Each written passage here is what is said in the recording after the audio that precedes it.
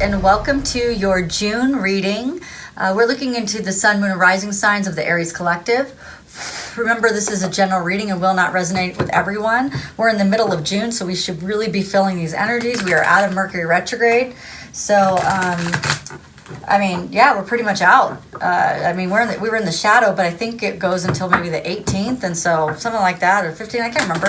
But pretty much we're out. Like every day that we get closer to the middle of the month, we're just getting closer and closer to being out. Remember, during this reading, the energies can be reversed, so you sign the roles as you please. If it doesn't resonate with you, you can check out your sun, moon, and rising signs, or your other signs that are in your astrology chart. Or you can get a personal reading with me, which is in the description box down below in the website, and we can get that going out for you. This reading is timeless, so even though I'm reading for June, it doesn't matter when you're brought to the channel in the reading because there is no time in the universe, and we're all on different timelines. So we're actually, some of us are on multiple timelines. So, there's always some kind of information in the reading. If you're brought here, you're brought here for a reason. And so all you have to do is sit back and listen, take the things that resonate with you, and the things that don't, you can leave behind. Because it is a general reading, and so we're trying to access the energy of all of the people that are watching. And at the end of this video, there'll be suggested videos at the end. And if you like this reading or entertained in some way, don't forget to like, share, and subscribe. Let's get right into it. All right, so 1, 2, 3. I'm going to do 7 card spread.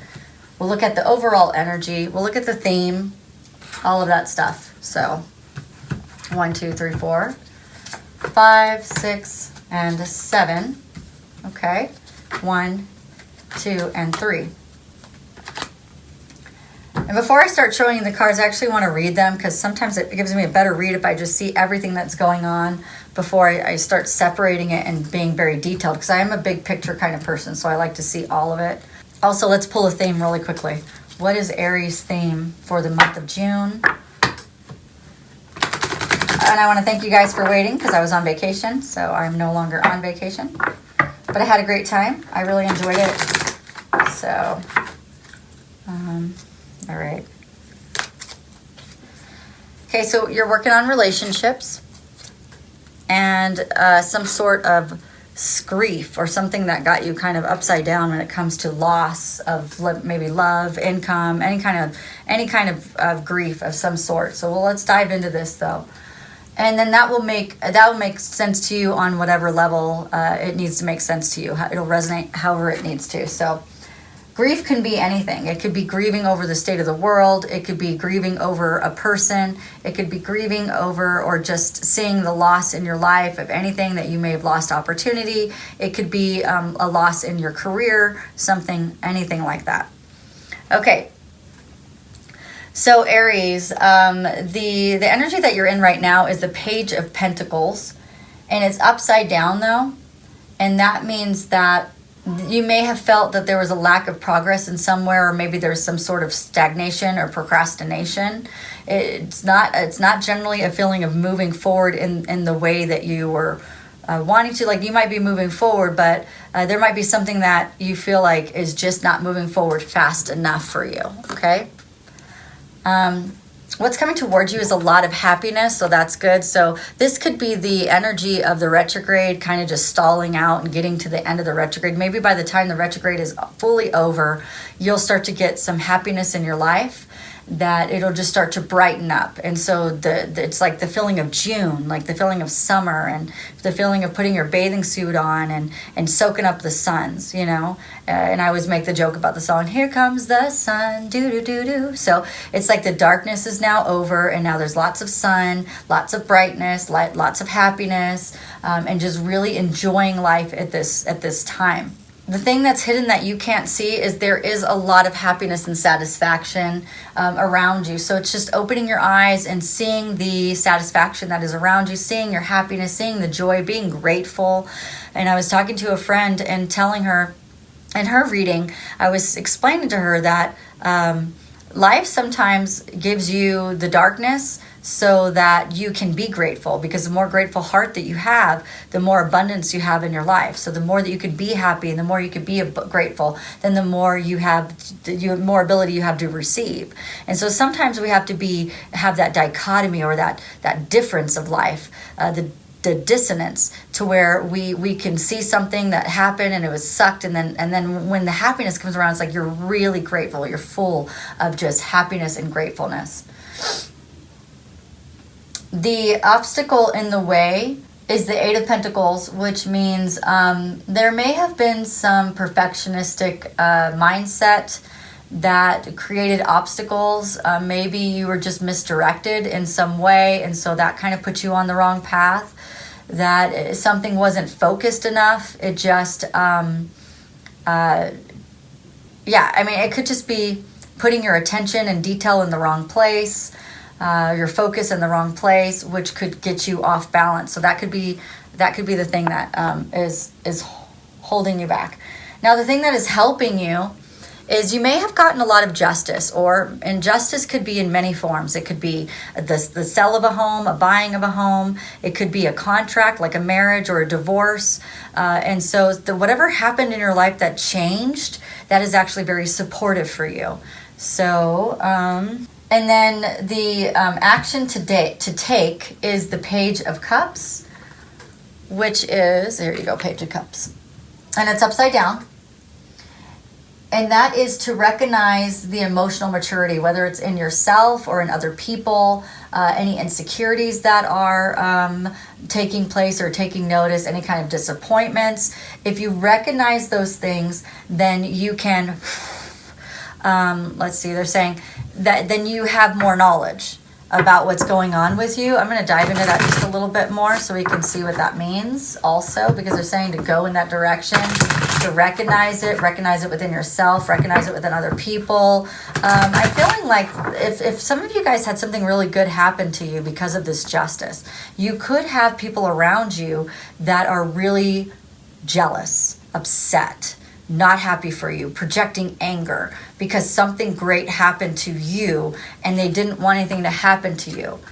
Yes, so your happiness caused somebody else to have anxiety, fear, sleepless nights, and they could have projected that out and been really ugly to you in your communication, in the way that they spoke to you, in the way that they were to you.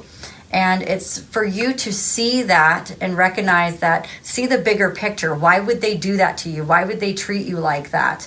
Because what that's going to do is give you a lot of control in your life. So the outcome is that now you have control over your life. You've taken back your control. You've taken back your power. Because the Emperor card is always about some sort of control. When it's next to the Justice card like this, when it's next to being able to see someone else's anger towards you is not about you, but it's about them, and what they're not happy about in their lives, that makes you more powerful. And it's funny because I was meeting with a friend, and one of the things that she said is when somebody blames you, you can take back your power by saying, I didn't realize that I was so powerful in your life that you blamed me for all the mishaps that have happened. I didn't know that I had that much control over your life. I didn't think I had control over anything, over any life, but now I feel more powerful within myself that, and they won't get it. Like they said, my friend said they won't get it because they're not going to be that spiritually evolved to even understand what you're saying. But you get it, right? Like, I didn't realize that I had that much power over you. Like, I am pretty amazing. So kind of just know that. I thought that was great information that I learned when I was on vacation. Somebody shared that with me, and I thought, how inspirational. Thank you so much. Okay, so the overall is that you got some sort of a gift, and it really did upturn someone else's world and made them realize how they've lost so much connection to themselves and their life and their connection to God. So your gift, the thing that happened to you that turned out so well, showed this person that stuff they didn't want to see. That's interesting. And that's the overall energy. And let me just see what's going on in your mind. How are you feeling? In your mind, you really wanted some sort of relationship to go in a specific direction, or you were hoping that maybe, just maybe, this person would see the angel energy, that they would see the light. And what they wanted to do was separate you from your self-love. They wanted to break you up. They wanted this disharmony. There was a lot of distrust in whatever had happened, and you're seeing all of that. And that is really beautiful, because in your intuition, you're wanting to take a leap of faith. And that is beautiful, because that is being able to see new beginnings, your innocence, spontaneity, being a free spirit, not holding back anymore, almost even being kind of reckless, and you're with your, not reckless, but like this feeling of just going for it within your intuition and really connecting in. Let me pull a little bit more on this, because it feels to me like what you're feeling is that person's energy, and we don't want you to do that. We want you to actually feel your own. So their misdirection has nothing to do with you. The fact that they didn't have any discipline with themselves, that has nothing to do with you. They had their lack of direction, their opposition to whatever the conversation was doesn't have anything to do with you. And I think that being empathic, you might be picking up on their energy and making that your own. Yeah, you got to transform that feeling and get back into the Queen of Pentacles feeling, which means you had the courage to talk to this person, but you need to get back into the fact that you're doing good financially, you've had great opportunities, you've nurtured your life like the way you're supposed to. And it's not your fault that this person doesn't want to move on. It's not your fault that they are so protecting themselves that they're being so ugly to you. Your whole thing with this is just to move on through those feelings, recognize that it's their stuff and not yours, and definitely move on. So I want to dive into this relationship really quickly. I want to see what that person that you had this disagreement with, what do they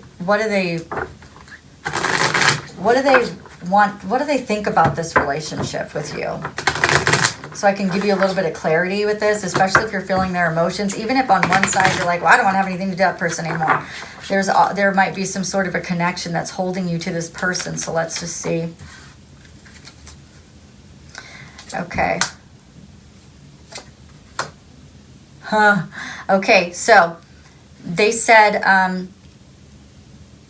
well, they don't know how to feel about whatever happened between you guys.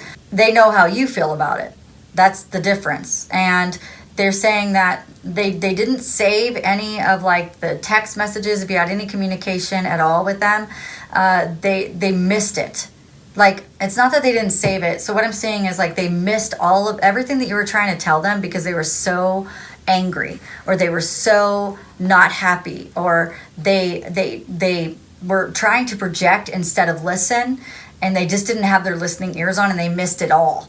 And honestly, that's their fault. If they couldn't be in an emotional space to hear what you were saying, and they were projecting instead, then that is not your person. Like, that person doesn't deserve your relationship. They don't deserve you. They don't deserve your energy, and they sure the hell don't deserve your compassion.